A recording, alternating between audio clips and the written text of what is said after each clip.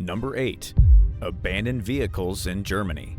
In northern Germany, a privately owned automobile and aviation museum known as the Motor Technica Museum was a hit for vehicle lovers who wanted to see vintage cars, airplanes, and motorcycles. But the museum also had a secret area with other abandoned vehicles from the former Eastern Bloc left to rust in the open air. It was first opened in 1973 and was a success until 2007 when the owners wanted to renovate the buildings. Sadly, the plan fell through and the museum continued to deteriorate as more delays kept the owners from reopening. Over 100 old tanks and other military vehicles sat outside the main museum, which at one time had over 3,000 exhibits, both inside and outside. With over 1 million visitors every year, it was one of the biggest privately owned museums in Europe. It's a bit of a shock to see once mighty helicopters and old rail vehicles rotting and scattered across the grounds. But inside, modern vehicles, including a Concorde aircraft donated from Air France, a vintage Mercedes, and even vintage Rolls-Royce from the 1930s, are on display.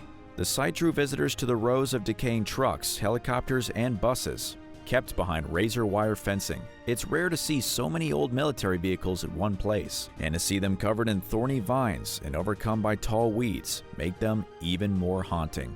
Number 7. The Train Graveyard, Bolivia. In the middle of the Bolivian desert, the rusted remains of the area's collapsed mining industry have become a haven for travelers. But they aren't just there to see the old locomotives. Visitors come for the spectacle of the location, the world's largest salt flat. It might seem like a strange place to keep the trains, but at one time, the area was bustling with activity. A British company originally built a railway system in the South American town of Uyuni in the late 1880s to connect the country to Pacific ports. Minerals from nearby mines travel through distribution depots in the town, sending tin and other materials for use during the World Wars. But once the wars ended, the mining industry collapsed and the company abandoned the trains. The location where the rusted trains now sit is stunning, with an area bigger than the U.S. state of Delaware. They're so massive that from space, the Uyuni salt flats look like a sprawling snow-covered plain in the middle of the desert. Where local prehistoric lakes dried up, they left the flat white surface behind. And if you're there after a storm, you might see an optical illusion while visiting. During the rainy season, the flats look like a massive mirror reflecting the brilliant blue sky overhead. After the mining industry collapsed, local authorities built a hotel on the salt flats to drive tourism. It might not have been the best idea though. The walls, made entirely from salt blocks, once lasted 12 years before the hotel was closed for being unsanitary. Authorities opened another hotel in 2007, and it seems to be going strong. After a day trip out to see the abandoned trains, guests can relax in the sauna or steam room. Just don't lick the walls. The hotel considers that a big no-no. Number 6. Hebron Outpost, Canada. On the Canadian island of Newfoundland, a deserted German outpost sits close to the Labrador Sea. For almost 70 years, the site was a refuge that served as a missionary outpost where the indigenous people of the Arctic, known as the Inuit, lived. Hebron Mission had multiple missionary buildings, a church, and a store, all built with the Germanic style that featured steep, elongated roofs and small dormer windows. Residents were forced to deal with the harsh conditions of the Labrador Sea, where winds lashed the landscape and waves battled the coast. It took its toll on the buildings, so that only a few of the original structures remain. A group called the Church of the Brethren, German-speaking Protestants known as Moravians, whose origins trace back to the Czech Republic, constructed the mission buildings. The leader of the group was a professor in philosophy named John Huss, who spoke out against the Roman Catholic Church, and they eventually burned him at the stake for being a heretic. The church first traveled to North America in the 1700s, but it wasn't until after World War II that they made a new home in Newfoundland. They might not have realized the treacherous conditions on the east coast of Canada. Today, some remnants offer a glimpse into the life for the missionaries, including 2 cemeteries that had a bit of a curious tradition. Instead of burying families together, they buried men with men and women with women. You can see a stark reminder of the harsh conditions faced on the island on the headstones. Most of them belong to people who died in their mid-50s, with a lot of younger women who died in their 20s, as well as some who died during the Great Spanish Flu epidemic in 1918. Stone arrowheads unearthed at the site show that before the Moravians, natives traded in the area for at least 500 years. Even with its remote location, These remnants of the past show how the Canadian province was once home to very different people whose legacies remain to remind us of their stories. Number 5. Palita Castle, Poland. In the middle of the Polish countryside, a massive mansion has been rotting for 2 decades. One look at Palita Castle near the tiny village of Kartuzy, and you might think someone built it hundreds of years ago. But the owner started construction in 1979, and he never finished it. He left behind a crumbling, half-finished skeleton that towers over Lake Rakawo. The building was the controversial idea of a local artist named Piotr Kazmierczyk, who got permission to build a small studio to work in. But the artist took his idea from an ideal workspace and ran with it. When the castle was finally revealed, local council members were stunned to see what Kazmierczyk started. He eventually ran out of funds, leaving the half-finished structure to crumble as it sat empty. Kazmierczyk's design was inspired by another castle in another small Polish village. The artist included 365 windows in the castle's design to represent the number of days in a year. He also created a beautiful garden, 12 observation towers to represent the number of apostles in the Bible, and 52 chambers to represent the number of weeks in a year. But all the time and energy had now gone to waste, with the building falling into disrepair. It has also become a bit of a haven for urban explorers who leave their mark by tagging the walls with spray paint and other artwork. There were talks of a revival, but the project fell through after no one could afford the hefty price tag for the property and its vast castle. Soon after, the council ordered Kazmierczyk to demolish the castle he worked so hard to build, but it's still decaying in the countryside as a reminder of one man's vision and how it changed the landscape of a quiet Polish village. What do you think should be done with the castle? Let me know in the comments, and remember to hit the subscribe button if you haven't already. Number 4. Kennecott Mines, Alaska. In 1900, prospectors at a remote Alaska glacier stumbled across a deposit of copper ore that would completely change their lives. Word quickly spread about the discovery, and soon, an entire mill town grew from the initial base camp. It became known as the Kennecott Mines. For 30 years, workers mined the area, stripping the land of all the ore deposits they can find. But the moment the riches dried up, the town did too. It would be decades before the Alaskan tourism market saw the new potential for the site. After doing some preservation work, they opened to the public. But they also kept some of the original buildings the way they were, so visitors can get an idea of what life was like for the miners who worked there. Ruins of the mines sat high above the town below, with breathtaking views of the mountains, a stark contrast in the dilapidated mills left to rot. Old platforms had collapsed, and equipment collected dust and debris after years of neglect.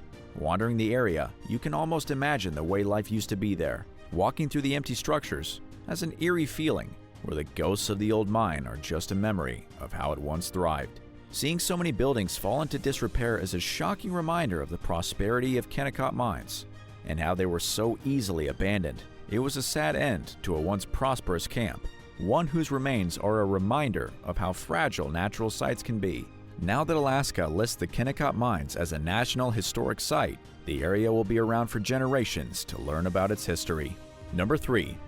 Lake Rhetian Bell Tower. If you're ever traveling through the South Tyrol area of Italy, it might alarm you if you spot a ghostly bell tower emerging from the middle of Lake Rhetian. It isn't a figment of your imagination, though. It's a very real structure that once belonged to a tiny village that was purposefully flooded in 1950. The flood wiped out the town at the foot of the Vallelunga Mountains. Before city planners flooded it, the village of Curon was home to hundreds of people who lived and worked there. They spent their time in the church whose steeple remains.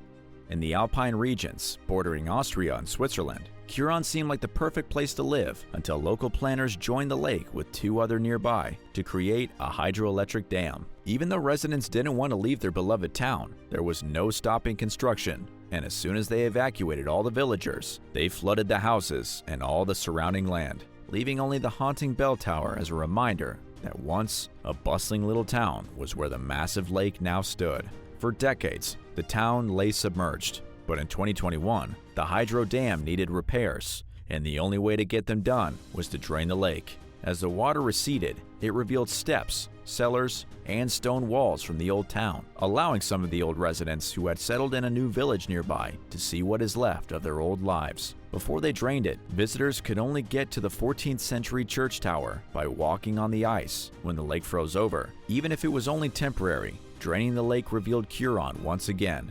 It gave the residents one last chance to say goodbye to the place they so dearly loved. Number 2.